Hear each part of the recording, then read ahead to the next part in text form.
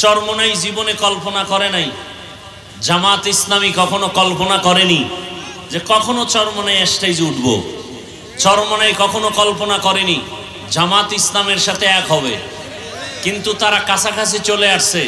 যাদেরকে নিয়ে টেনশন ছিল না তাদের নিয়ে টেনশন। কথা ঠিক।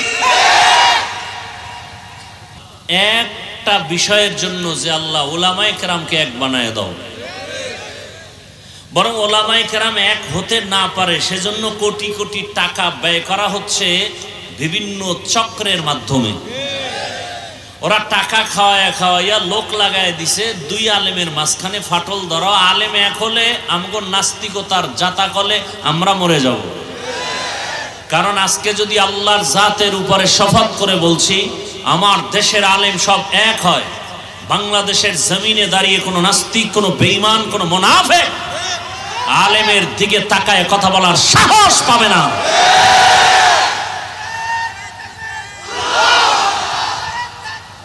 ভাইয়ের আমার, আগুন আর পানি এক হওয়ার কথা না, কথা কিন্তু মানুষ জীবনে কল্পনা করেনি। আল্লাহ হেদায়েত দান করুন। আরো আস্তে করে বলেন, আল্লাহ হেদায়েত দান করুন। পিঠ রেডি করেন পিঠা খাওয়ার জন্য। পিঠা খাওয়ার জন্য আমরা নিজেরা দায়ী। আমরা উলামায়ে কেরাম এক না হওয়া আমাদের পতনের পূর্বাভাস। আল্লাহ হেদায়েত দান করেন। এজন্য তো আওয়ামী লীগে দেখবেন ওলামা লীগ, বিএনপিতে কি বলে, তার মানেটা কি? সব আলেম এক হবে, এরা আলাদা থাকবে। কথা বুঝেন নাই? বড় কঠিন হালাত। এজন্য বেশি বেশি দোয়া করেন, আল্লাহ উলামায়ে কেরামদের এখন এক বানায় দেন। আর আপনাদের কিছু দোষ আছে, একেবারে কম না, অনেক বেশি। যারা ফেসবুকে আলেমের বিরুদ্ধে লেখালেখি করেন, আমার ভক্তরা আমাকে আরশে আজিমে উঠায়, অন্যদের জাহান্নামের তলদেশে নিয়ে যায়। এই যে লেখালেখির মাধ্যমে আলেমদের মাঝখানে আপনারা বিভেদ সৃষ্টি করতেছেন, তিলকে তাল বানাইতেছেন। এক নাম্বার কথা হলো, আলেমের বিরুদ্ধে লেখার অধিকার আপনাকে কে দিয়েছে? এজন্য আমি সারা দেশে বলি, যারা আলেমের বিরুদ্ধে ফেসবুকে লেখে বলে এরা মা বাবার অভিশপ্ত সন্তান। মা বাবার সুসন্তান কখনো আলেমের বিরুদ্ধে কিছু লিখতে পারে না, বলতে পারে না। আলেমকে ইজ্জত নষ্ট করার জন্য, ছোট করার জন্য যারা মানুষের সামনে লেখালেখি করে, বলা বলি করে, এরা প্রত্যেকটা সন্তান পিতামাতার অভিশাপ পাওয়া সন্তান। এদের উপরে মা বাবার অভিশাপ। দোয়া করি আল্লাহ হেদায়েত দান করেন। আর আলেমের বিরোধিতা করা, আলেমকে ছোট করা, এটা ইন্টারন্যাশনাল এক ষড়যন্ত্র। কেন? কিয়ামত পর্যন্ত আর কোনোদিনে জমিনে রসুল এসে দাওয়াত দিবেন না। আপনাদের ধারণা কি রবিউল আউয়ালে রসুল আসবেন? কোন সাহাবায়ে কেরাম আসবেন? কোন আইম্মায়ে কেরাম আসবেন? ইমামে আজম আবু হানিফা, ইমাম বুখারী আসবেন? কিয়ামত পর্যন্ত এই জাতিকে শান্তির পথ, মুক্তির পথ, নাজাতের পথ দেখাবেন একমাত্র, শুধুমাত্র, কেবলমাত্র উলামায়ে কেরাম। এ কারণে ষড়যন্ত্র শুরু হয়েছে, আলেমকে খারাপ বানাও। কেন? হাফিজুর রহমানকে যদি কেউ ঘৃণা করে তার বয়ান শুনবে না। হাফিজুর রহমানকে যে ভালোবাসবে না তার পেছনে নামাজ আদায় করবে না। এজন্য আলেমদের বিরুদ্ধে তিল হলে তাল বানায়। আমরা বুঝি না। এ জমিনে আজও পর্যন্ত কেউ দাঁড়ায় বলে নাই যে ওয়াজ মাহফিলের ঘরে আগুন লাগাও, আলেমকে জবাই করো, মাদ্রাসায় তালা লাগাও। ডাইরেক্ট বলার সাহস পায়নি।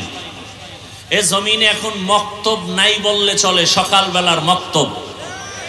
কোনদিন কোন ইহুদি বলে নাই মক্তব বন্ধ করো, খ্রিস্টান বলে নাই মক্তব বন্ধ করো। বরং এমন চক্রান্ত করেছে, অটোমেটিক মক্তব বন্ধ হয়ে গেছে। আসমানে তাকান কেন? বৃষ্টি।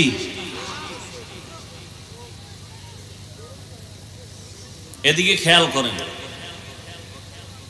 ভাইরা আমার, খুব কঠিন খেয়াল করেন। তাহলে মক্তব বন্ধ হয়েছে এমন কৌশল। কি কৌশল? এটা কৌশল না, আমি বলি এটাকে অপকৌশল। কৌশল না অপকৌশল? অপকৌশল। কি সে অপকৌশল? সকালবেলা বাচ্চারা মক্তবে যাবে, বহু চিন্তা ভাবনা করে সেই টাইমে স্কুলের টাইম দেওয়া হয়েছে। কি হলো ফলাফল? মুয়াজ্জিন সাহেব যখন আজান দিতে উঠবেন, আম্মাজান উঠবেন সন্তানকে কেজিতে পাঠাবার জন্য। সুবিধা কি? আসা যাওয়ার গাড়ি ফ্রি, বই ফ্রি, নাস্তা ফ্রি, কথা ঠিক? এখন সকালবেলা বাচ্চারা স্কুলে যায়, মক্তব নাই, বন্ধ করো বলা লাগেনি, অটোমেটিক মক্তব বন্ধ হয়ে আছে। আমরা অনেকে বুঝি না। আল্লাহ আমাদের সহি বুঝ দান করেন। ইনশাআল্লাহ তো বেশি বেশি কি পড়ব? দরুদ শরীফ কতবার প্রতিদিন? 300 বার। কেমনে পড়বেন 300 বার? হাত পায়ে এরকম আটকাইয়া পড়লে কি মনে রাখা যাবে? সুবিধার জন্য একটি পরামর্শ, প্রত্যেকে একটা তসবিহ কিনবেন। কি কিনবেন? কয় টাকা দাম? 20-25 টাকা, আরো বেশি দাম আছে, কম দাম আছে। একটা তসবিহ হাতে নিবেন। তসবিহ হাতে নিয়ে আমল করা, এটা সুন্নতে সাহাবা। এটা কি সুন্নতে? বলেন, এটা সুন্নতে সাহাবা। সাহাবায়ে কেরামদের সুন্নত তসবিহ পড়ে আমল করা। শুধু নিজে কিনবেন না। আমার যুবকদের কাছে দাবি, তোমার আম্মাজানকে একটা তসবিহ কিনে দিবা, তোমার ঘরের বোনকে একটি তসবিহ কিনে দিবা। তারা যত আমল করবে এর সওয়াব তোমার আমল নামায় চলে আসবে। আমার জানা মতে, তদন্ত করে আমি যতটুকু বুঝতে পেরেছি, জানতে পেরেছি, পৃথিবীতে সার্বজনীন নফল মুখের আমল, শ্রেষ্ঠ পাওয়ারফুল আমল 2টা পেয়েছি। এর থেকে পাওয়ারফুল কোনো আমল নাই। মৌখিক নফল সার্বজনীন 1 নম্বরের আমল ইস্তেগফার, দ্বিতীয় আমল হলো দরুদের আমল। কেউ যদি 300 বার দরুদ পড়ে আর প্রতিদিন 300 বার ইস্তেগফারের আমল করে, ইস্তেগফারের পাওয়ার কত! রাত আসলে যেমন দিন থাকে না, দিন আসলে রাত থাকে না, ইস্তেগফারের আমল যারা কন্টিনিউ করবে তার আমল নামায় কোনো গুনাহ থাকবে না। দরুদ এমন পাওয়ারফুল আমল। নবীজি বলেন যে দোয়ার শুরু শেষ দরুদ নাই, ওই দরুদ আরশে আজিমে যাবে না। আমরা নিয়ত করি ইনশাআল্লাহ প্রতিদিন ইস্তেগফার 300 বার পড়ব এবং 300 বার দরুদের আমল করব। আল্লাহ আমাদের তৌফিক দান করেন। নিয়ত করছেন সবাই? আর দরুদের মধ্যে শ্রেষ্ঠ দরুদ যেটা আমরা নামাজে পড়ি, সময় থাকলে এটা পড়বেন, না হয় ছোট অংশ যেটা পড়লাম সাল্লাল্লাহু আলাইহি ওয়া আলিহি ওয়াসাল্লাম, এটা পড়বেন। আপনি শুধু এটা তো 300 বার পড়লেন, বাকি টাইম হাঁটতে, চলতে, উঠতে, বসতে কত মুসিবত দেখলেই, অন্তরে কোনো গুনাহের আকর্ষণ আসলেই ইস্তেগফারের আমল আর দরুদের আমল ইনশাআল্লাহ। বয়ান তো আপনারা জানেন, শুনেন। আজকে কিছু কথা বলি, খুব খেয়ালের সাথে শুনেন, নিজের পুঁজি হিসাবে গ্রহণ করার চেষ্টা করেন। আল্লাহ সবাইকে তৌফিক দান করেন।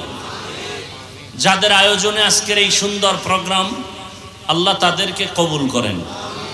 আল্লাহ মাহফিল হেদায়াতের ওসিলা বানায়া দেন। মাহফিলের বরকতে পুরা এলাকায় শান্তি দান করেন। সারা দুনিয়াবাসীকে মাফ করে দেন। মুসলমানের ঈমান আমলে ইজ্জতের হেফাজত করেন। বাংলাদেশ শান্তির দেশ হিসাবে কবুল করেন। জালেমদের জুলুম থেকে দেশ ও জাতিকে হেফাজত করেন।